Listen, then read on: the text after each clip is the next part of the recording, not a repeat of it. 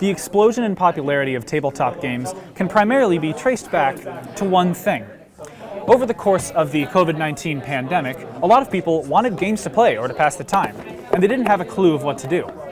So, people came to various gaming stores until nightfall to learn about the games that they've always wanted to learn, so the experienced people can give them a guide to everything. And it's not just the ice rink at Clinton Square behind me that's completely deserted, it's the entire city as well. And there is a name change on the horizon for your Syracuse Mets. Well, not a permanent one, but a one-time rebrand was announced for the club. Yes, we do have some more details about the nature of this crime. Now, Faye, the mother swan, was confirmed by authorities to be captured and killed by 3 suspects, 2 juveniles and 1 young adult.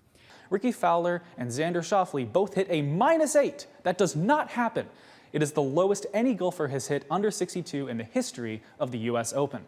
According to the New York State Department of Transportation, there are over 17,450 bridges across New York State. The majority of these are owned by the state, the rest by businesses and municipalities.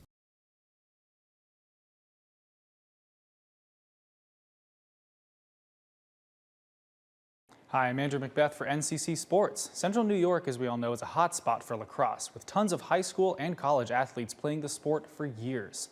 And the city of Syracuse has been providing a way for those athletes to continue their careers over the summer.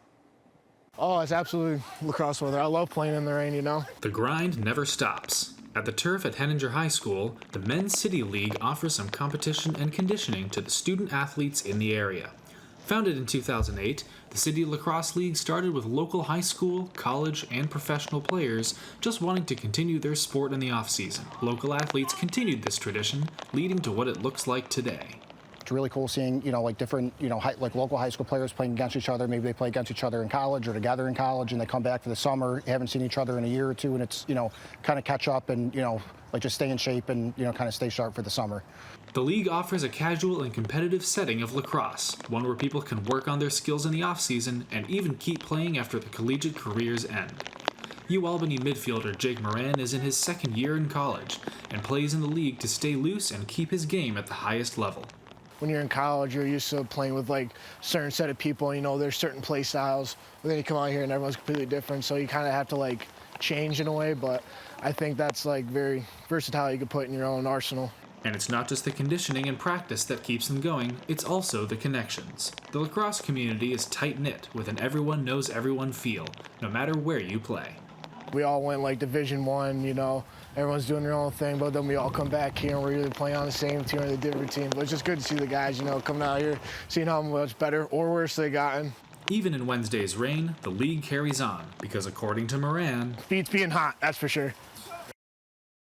And that rain was no joke on Wednesday, but lacrosse players are simply, as they say, built different. The league will continue through August with a postseason tournament. As Paulina, in a press conference this morning, Mayor Ben Walsh, County Executive Ryan McMahon, and representatives from CNY Works and On Point for College announced a summer jobs partnership for Syracuse youth. This will not only help with preparing students for college, but also the rigor of a working life in their future. This is a win-win. This is a win for our young people, giving them skills and opportunities over the summer, and this is a win for our employers. This is what Syracuse Mayor Ben Walsh had to say about the partnership with CNY Works and On Point for College for summer youth employment. In previous years, the organizations were able to help many students with employment, no matter what level of education or qualification.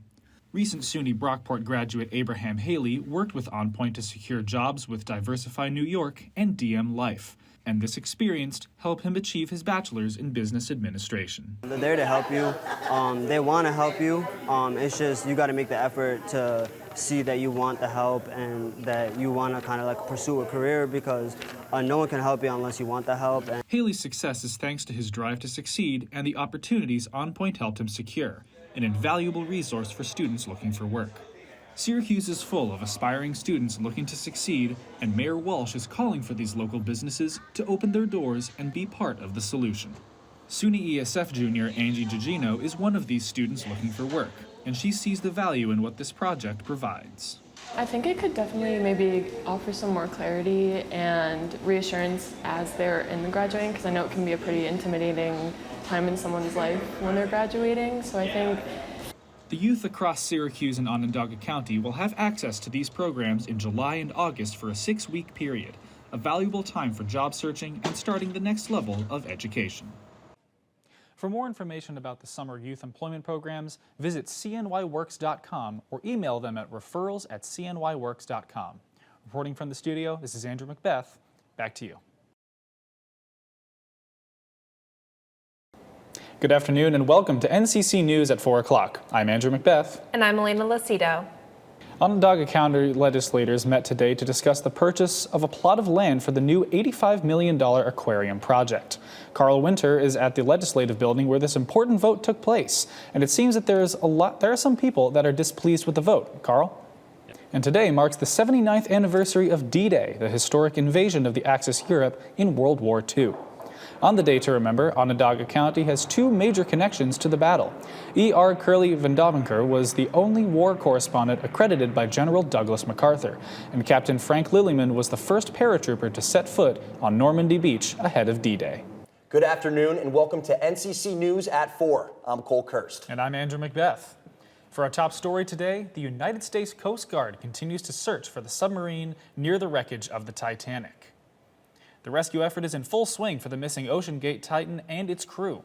NCC's national correspondent Laddie Springer is in the studio to explain what we learned from today's Coast Guard update. Laddie? How cool, I'm getting ready to party in Syracuse because Afro Man is coming to town.